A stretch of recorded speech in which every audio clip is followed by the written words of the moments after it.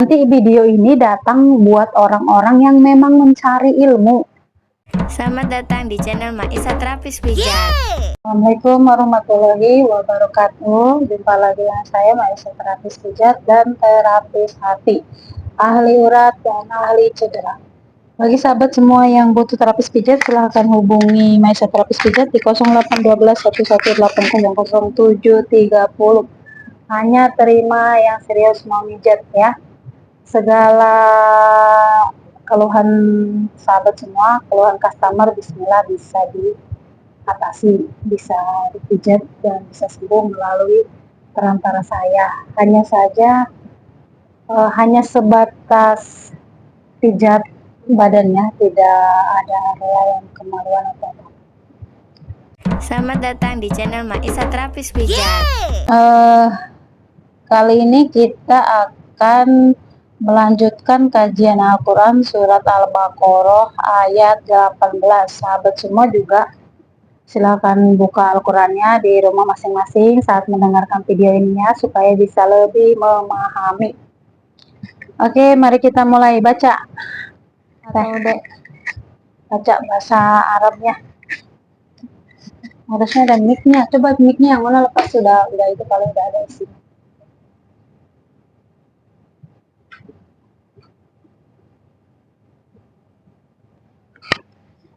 Nomor 18.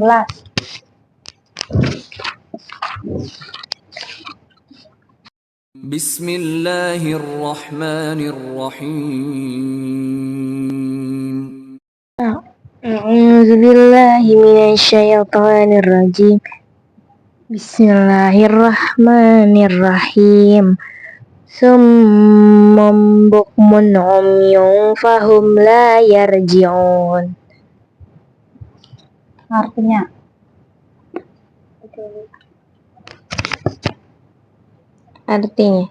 mereka tuli, bisu, dan buta sehingga mereka tidak dapat kembali ke jalan yang benar. Di situ Enggak mungkin tidak ada. Kalau di Al-Quran Mama ini, Al-Quran jadi memang lebih lengkap, lebih bagus. Artinya adalah mereka tuli, bisu, dan buta, maka tidaklah mereka akan kembali ke jalan yang benar. Nah, untuk memahami ayat ini, sebelumnya sahabat semua harus menonton video-video sebelumnya ya.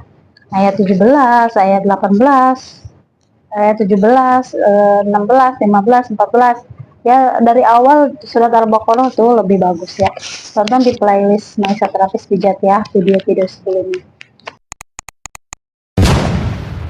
Jadi kenapa di bagian sini mereka dikatakan mereka tuli, bisu, dan buta, maka tidaklah mereka akan kembali ke jalan yang benar.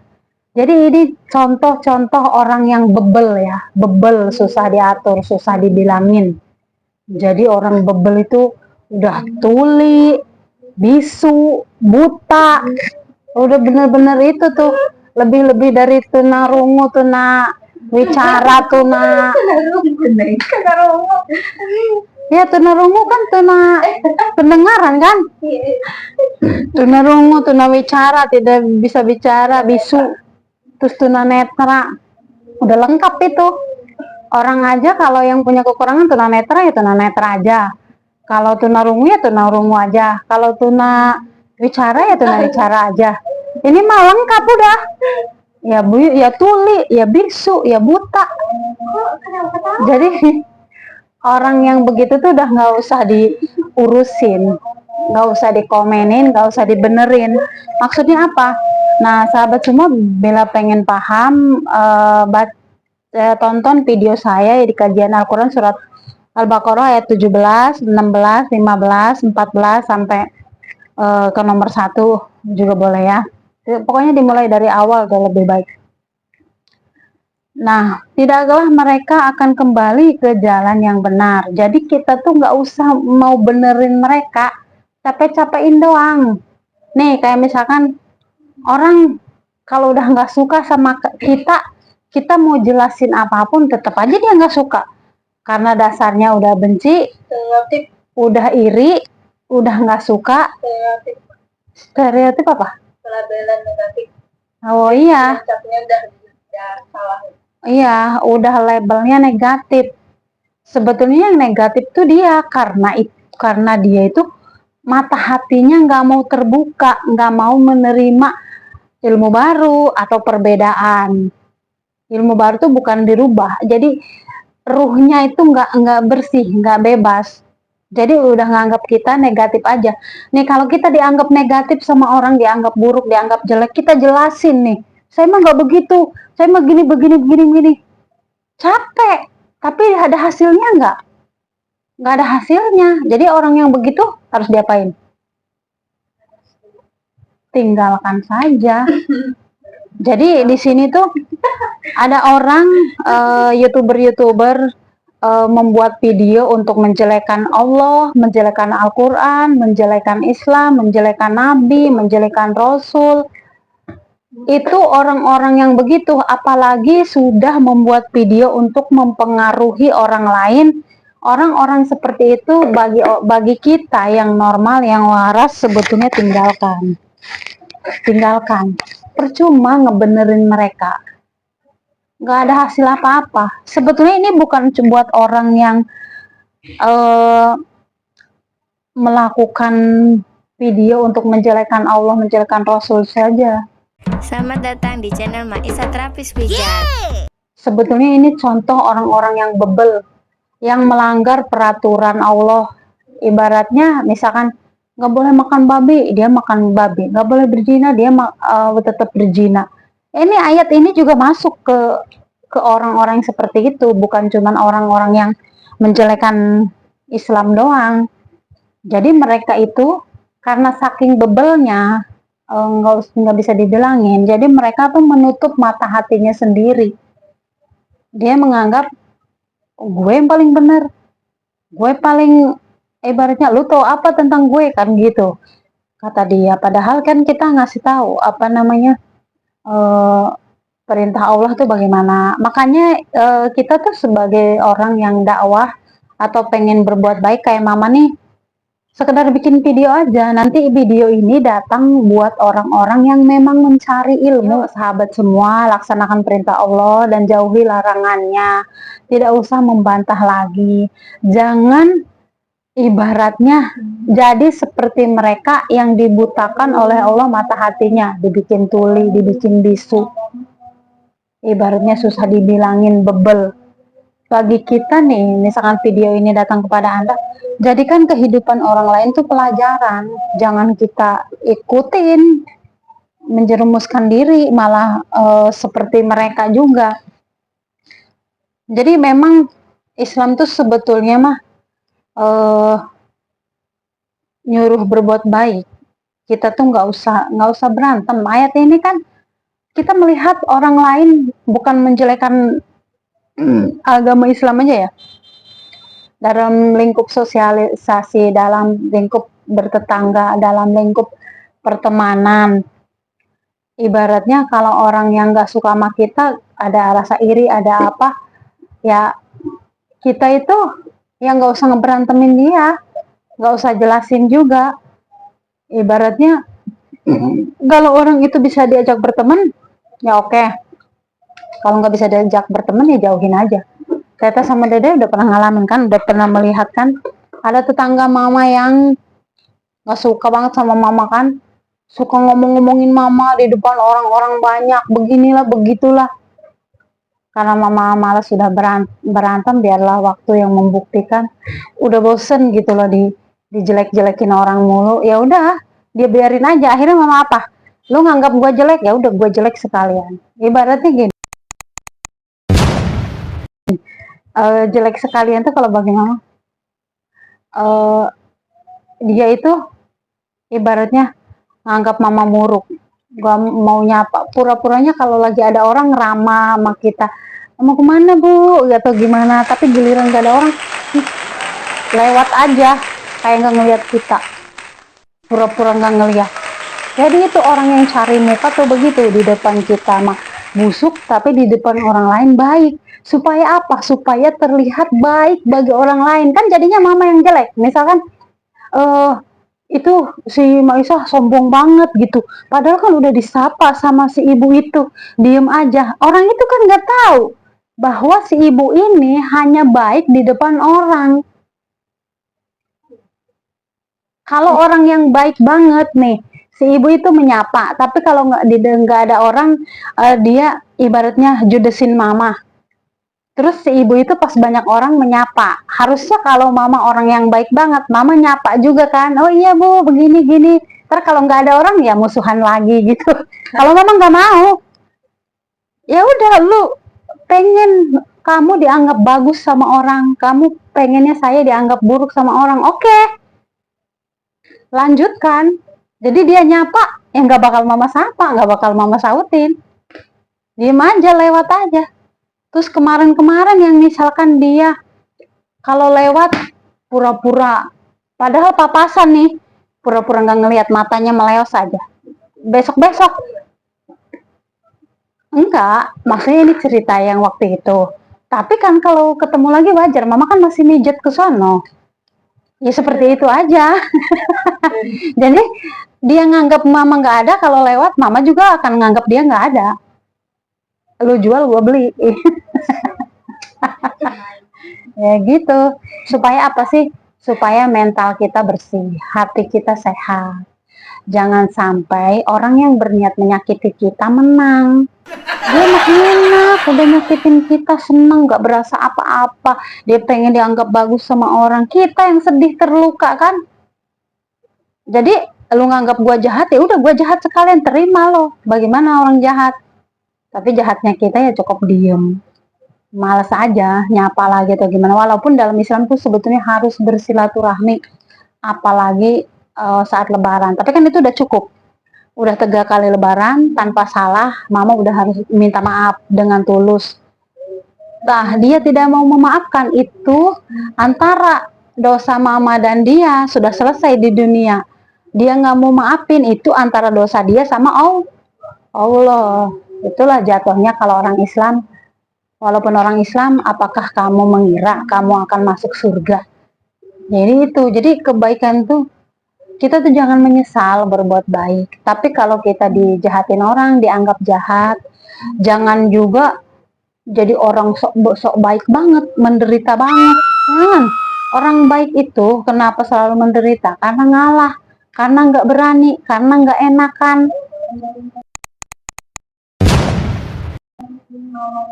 Ngapain kita cuma cari nama baik atas orang lain yang mau nyakitin kita? Ya udah sekalian aja. Lu anggap gua jahat ya udah. Gua juga nggak butuh lu, gitu kan? Jadi kalau dia pengen dianggap bagus sama kelompok-kelompoknya, lingkungannya, ya udah. Kalau udah kayak kesel benci di kalau buat kan dia kan kesel gitu, terus kayak buat maafin susah banget ya. Kalau mama tipenya udah maafin, mama mau orang baik, mama mau maafin. Buat apa mama bikin sakit hati? Cuman ada orang yang nggak seperti mama. Ada teman mama yang orangnya baik banget, disakitin juga dia tetap nyapa terus, deket terus. Tuh mama Hasna tuh luar biasa tuh, orangnya baik. Yang harus dede sama teteh tiru tuh sebetulnya dia. Ibaratnya dia tuh orangnya gimana ya, Islamnya bener-bener Islam banget. Gak mau dia mah ibaratnya walaupun dijahatin orang, dianya mau baikin terus, deketin terus. Cuma permasalahannya, kelebihan dia adalah dia orangnya tidak pernah perasaan, gak pernah nyimpen rasa sedih, gak pernah nyimpen rasa terluka, bodoh amat. Kalau mama kan tipenya perasaan, sedih. Jadi kita harus tahu kondisi kita. Kalau kondisi kita, nih kita nyapa sekali, 2 kali, 3 kali dicuekin lah. Lo jual, gua beli. Kalau dia mungkin mau nunduk terus, mau deketin terus. Kalau mama enggak, no. Stop ya, berhenti. Oh my god. Jadi dede sama tete ini harus ambil yang terbaiknya bagaimana. Sebisa mungkin sih tetap baik. seperti Nabi Muhammad.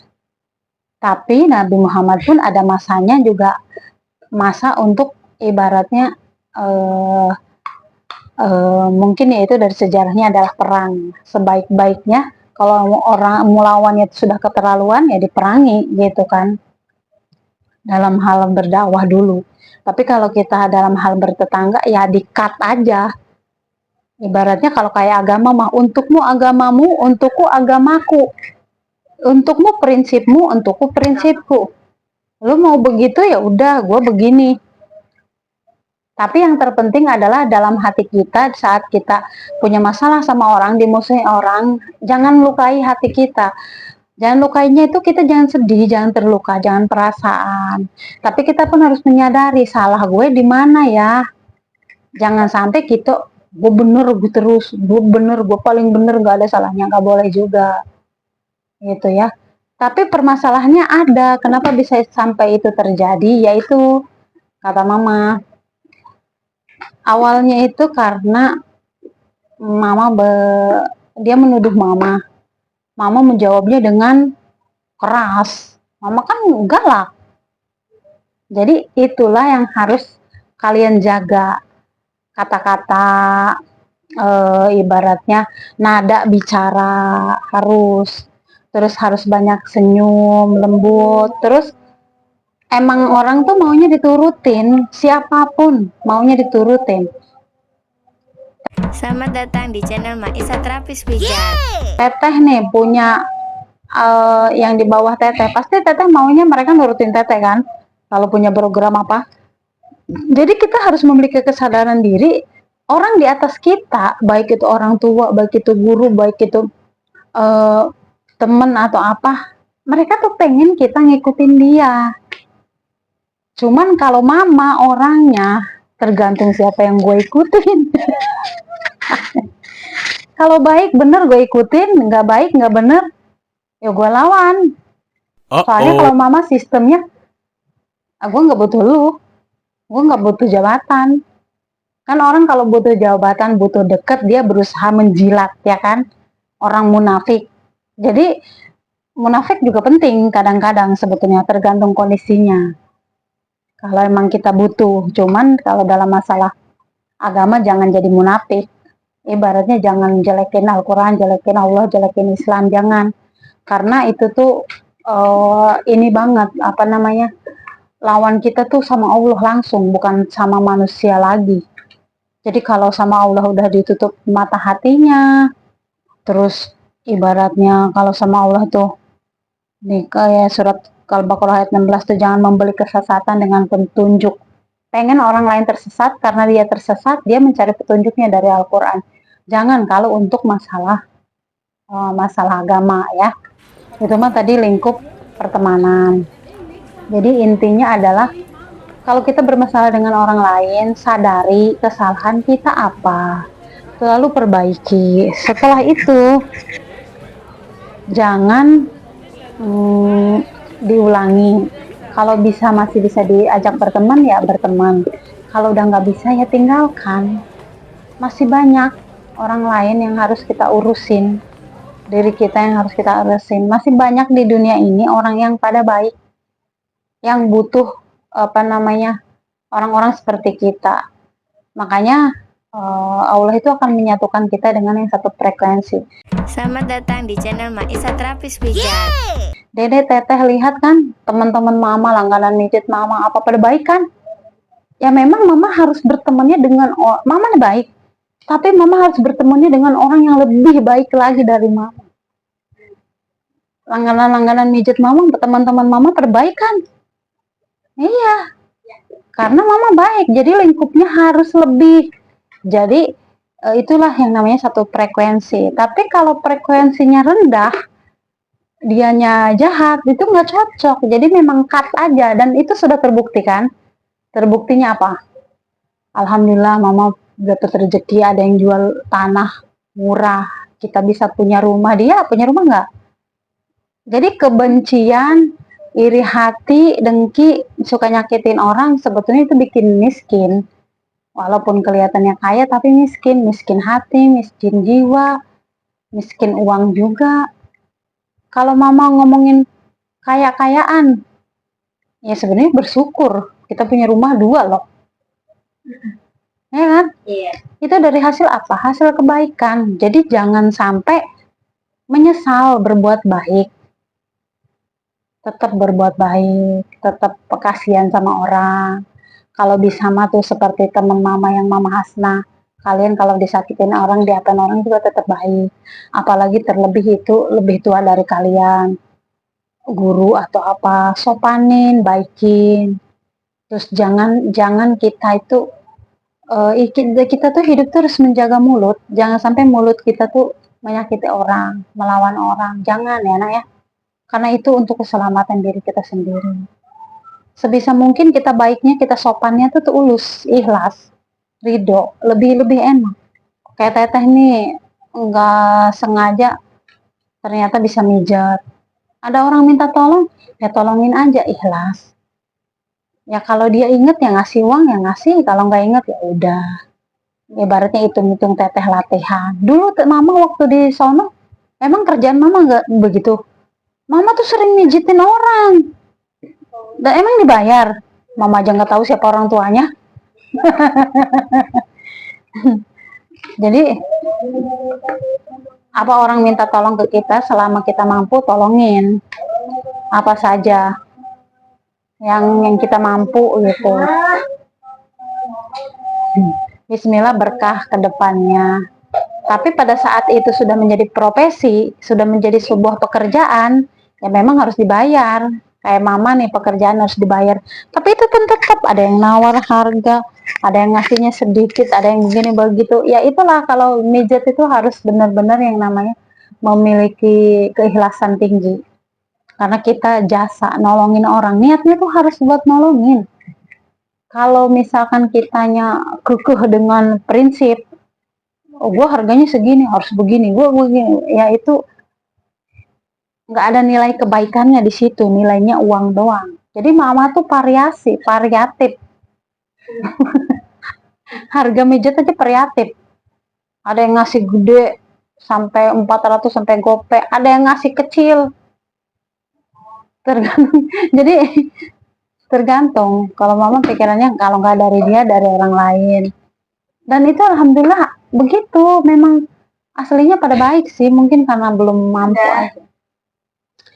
Nah, itu mengenai kehidupannya. Jadi intinya apa?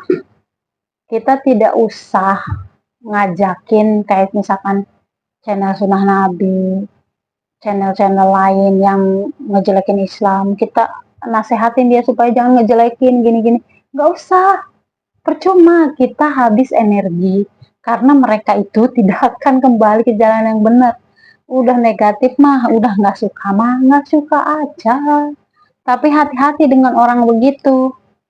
Dia ada di dalam agamanya. Tapi kalau dia menemukan saja kekurangan, satu kekurangan dalam agamanya bisa dia bahas. Wow. Jadi orang yang begitu itu sebetulnya bukan menyakiti kita saja orang Islam, tapi penyakiti orang lain. Contohnya gini, banyak contoh nih. Dalam satu lingkup, kemarin misalkan mama disakitin si orang tersebut, di situ, di kelompok itu, di golongan itu, atau di tempat itu. Nah, pada saat mama pergi, ada orang lain kan di situ. Misalkan di situ tuh ada 10 orang. Pada saat itu, mama yang disakitin. Terus mama misalkan karena nggak mau cari ribet, orang waras tuh mendingan ngalah pergi. Kita pindahlah ke rumah kita ini. Mama pergi, berkurang kan? Tapi pas mama nggak ada, karena si ini memang kebiasaannya adalah suka menyakiti orang, suka bermusuhan. Mama nggak ada nih pergi. Bisa aja yang ini dimusuhin loh. Ntar ini kalah lagi nih pergi. Bisa aja yang ini dimusuhin. Begitu seterusnya. Kalau orang kayak begitu, pasti begitu mulu. Jadi nggak bakal akur dengan siapapun. Karena apa? Yang dia lihat tuh selalu kekurangan orang lain. Jadi pas awalnya si mama nih nggak ada nih. Mereka kan berteman nih, lingkup ya. Terjadilah huru hara, misalkan perbedaan pendapat, ada begini ada begitu. Si ini mah begini begini begini nih, kalau dia ngobrolin ke ini. Terus akhirnya dimusuhin nih ini. Kalah lagi. Jadi orang yang begitu tuh begitu mulu. Jadi kenapa kata Allah, mereka itu tuli, bisu, dan buta. Nggak usah dideketin, nggak usah dinasehatin, percuma. Karena dia tuh merasa dirinya yang paling benar. Nah, orang yang seperti itu, yang jelekin Islam, menjelekan Nabi Muhammad, menjelekan Al-Quran, jangan salah, dia pun kalau menemukan kekurangan di dalam agamanya, dia bisa menjelekan agamanya sendiri juga. Jadi orang yang begitu jangan dipiara, hati-hati loh. Jangan bangga, misalkan sekarang dia berhasil ngejelekin Islam.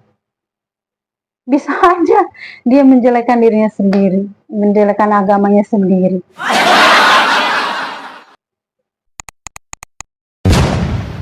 Nah, ada lagi itunya ceritanya. Kalau selain itu, orang yang begitu juga itu sebetulnya merugikan dirinya sendiri. Sekarang gini, kalau dia cewek, dia susah dapat suami. Kalau dia laki-laki, dia susah dapat istri. Seandainya pun dapat, bisa masalah mulu. Karena apa? Karena orangnya suka cari ribut, suka cari kekurangan. Bukan saling menutupi kekurangan, memperbaiki. Tapi cari kekurangan tuh gini. Dia misalkan laki-laki nih, dia punya pasangan, punya istri. Dia pengennya misalkan Lebaran ini ke rumahnya dia. Istrinya maunya ke rumahnya dianya sendiri. Itu bisa dibahas tuh sama dia, bisa ribut karena biasa mengurai masalah. Jadi jangan menikah sama orang-orang kayak gitu ya, serem. Orang kayak gitu tuh biasa mengurai masalah, hidupnya memang sukanya cari masalah. Itu kalau orang yang sudah berani menjelekkan agama ya, mau menjelekkan agama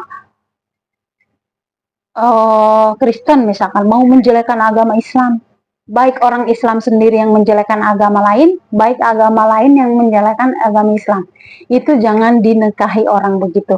Karena apa? Itu tidak akan nyaman kita bersamanya. Jadi pas kita punya kesalahan, namanya hidup emak sama anak aja ada kan perbedaan pendapat, begini begitu, perbedaan kesukaan. Apalagi kalau dia jadi pasangan, terus kita punya kekurangan, bisa diurai sama dia, ribut. Jadi orang yang begitu sebetulnya jodohnya jadi susah juga. Orang takut juga, takut loh kalau orang biasa ngejelekin orang, biasa, kecuali satu frekuensi.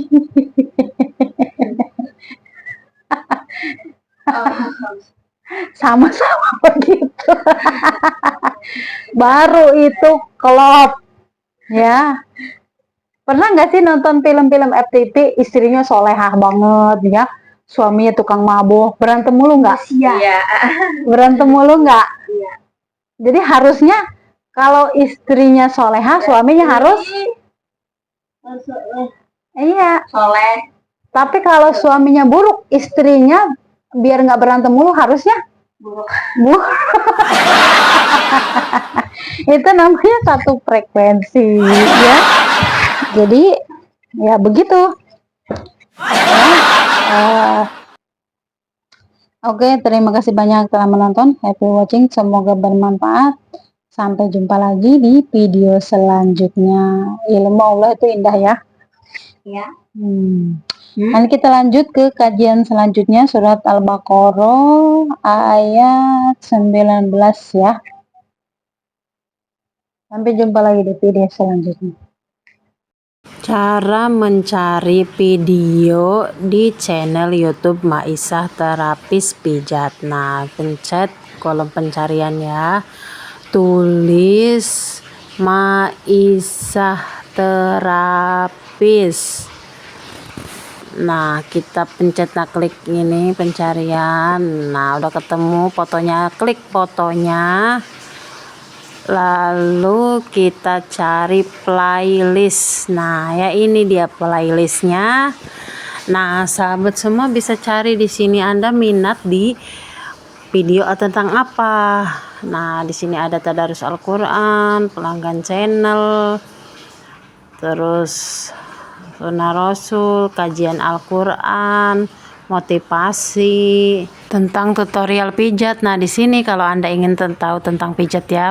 Nah, ini playlist tentang kajian Al-Quran. Nanti di sini akan dibahas dari nol ya, dari Al-Fatihah sampai Al-Quran selesai. Nah, carinya di kajian Al-Quran. Jika playlist kajian Al-Quran, jika sahabat semua mau mencari tentang kajian Al-Quran. Nah, di sini carinya supaya tidak ketinggalan video-video sebelumnya. Nah, itu dia tips mudahnya dari aku. Bisa kan? Misalkan sahabat semua punya keluhan apapun ya, bahkan stroke. Tapi stroke itu perlu pemijatannya itu beberapa kali, bahkan saya tidak bisa pastikan karena apa? Karena itu kena saraf ya, sarafnya yang kena, jadi sarafnya mati. Makanya yuk sebisa mungkin sahabat semua jika ada keluangan rezeki, dipijat badannya ya, supaya aliran darahnya itu lancar, supaya tubuhnya itu bagus. Ibaratnya menjaga diri kita lah. Kita memanjakan diri itu bukan sekedar makan ya, tapi pijat juga itu memanjakan diri. Mau pria, mau wanita saya terima, tapi syaratnya adalah serius mau mijat dan jangan punya niat. Niat saja jangan, cowok nih, punya niat lain selain mijat. Jika punya niat saja, apalagi melakukan itu sudah kerasa.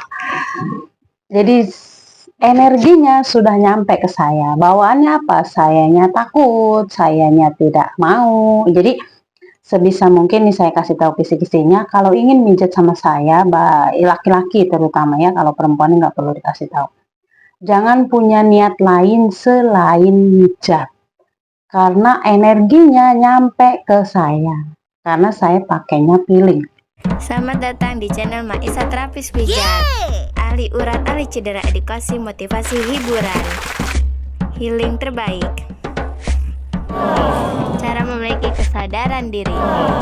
Subscribe channel, like, share, tekan tombol loncengnya. Seperti aku.